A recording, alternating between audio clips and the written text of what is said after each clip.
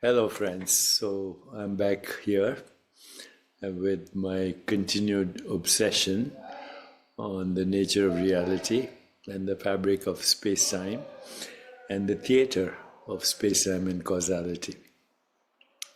But now I'm going to share something very interesting to you, and that is the idea that is it possible to influence the fabric of space-time. In science fiction, it's possible. Time warps, other universes, etc. But let's look at it from a yogic perspective. So look around you and observe that what you're looking at is the theater of space-time and causality. Just look around you. That's what you're observing. The theater of space-time and causality. But then look at yourself. You're part of that theater of space-time and causality.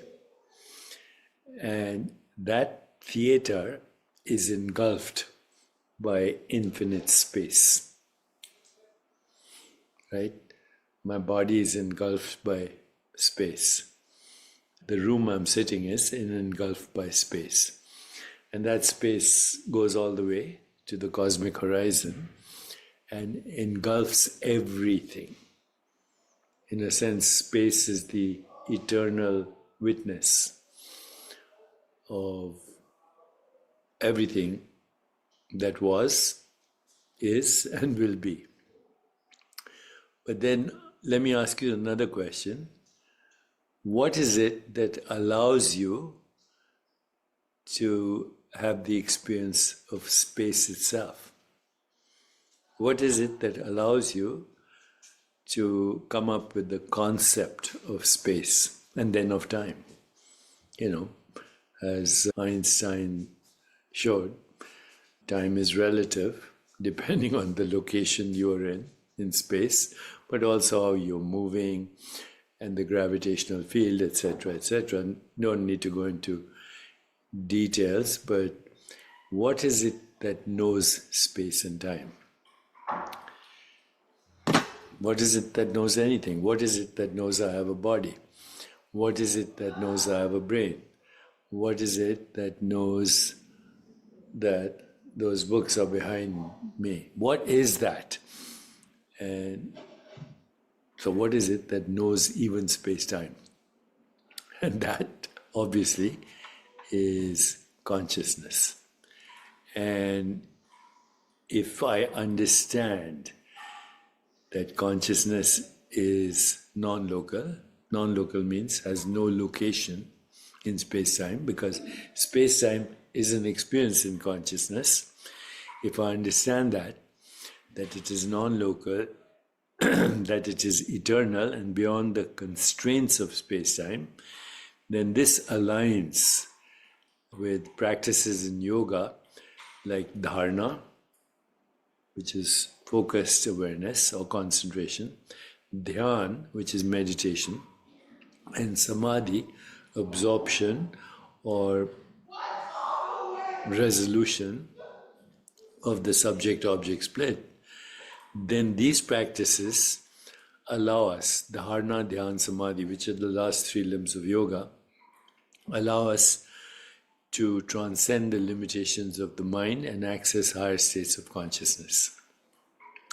So in yogic traditions, Advaita Vedanta, consciousness, Atman or Purusha, is the ultimate reality, unified with Brahman, the infinite universal consciousness, the cosmic source.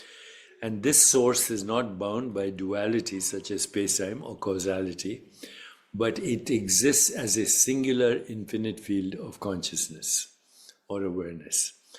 This is echoed in non-dual philosophies that view all reality as arising from one universal consciousness.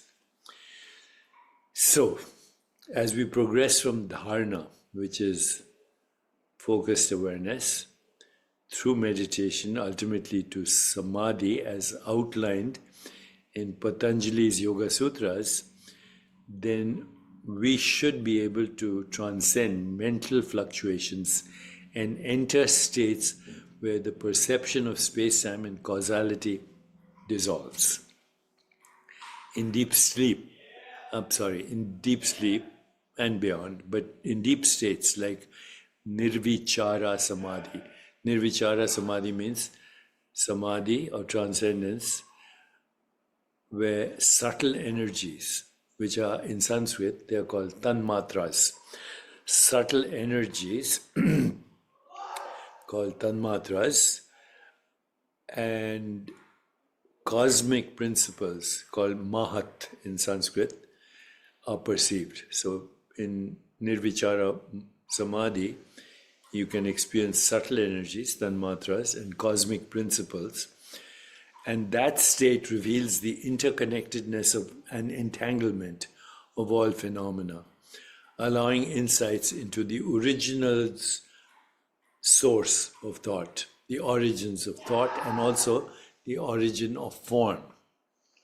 And through mastery of this triad, Dharana, Dhyan, Samadhi, which is called samyama in yogic tradition, yogis can achieve a state of pure consciousness of prajna, which is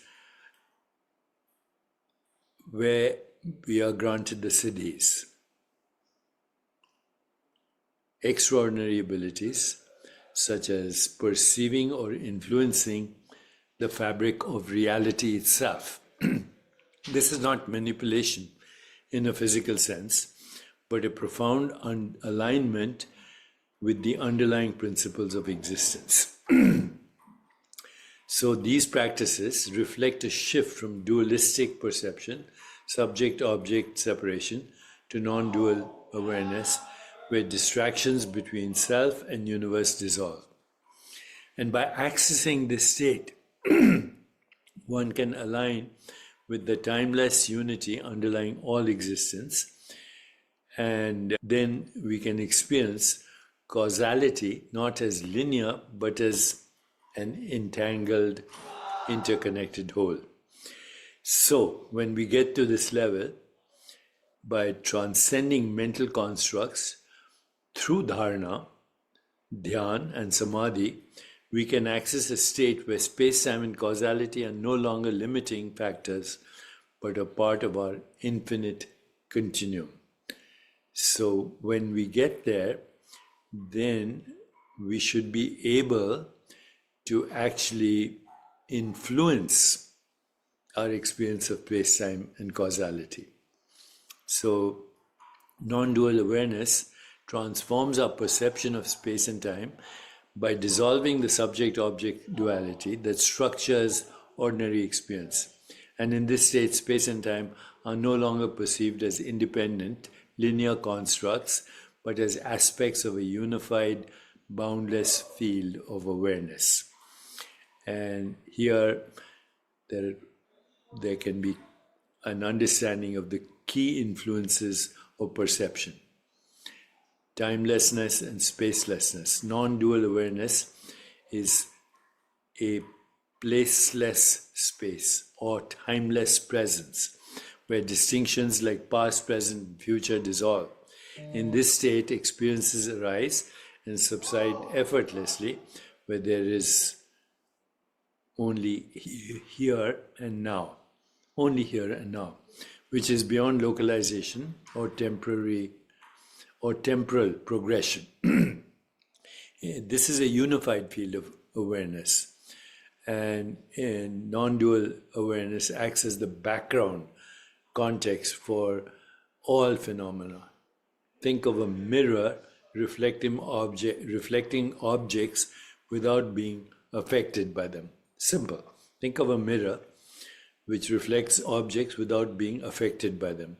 This unifying perspective then integrates internal and external experiences into a single non-conceptual expanse that transcends psychological boundaries of space-time.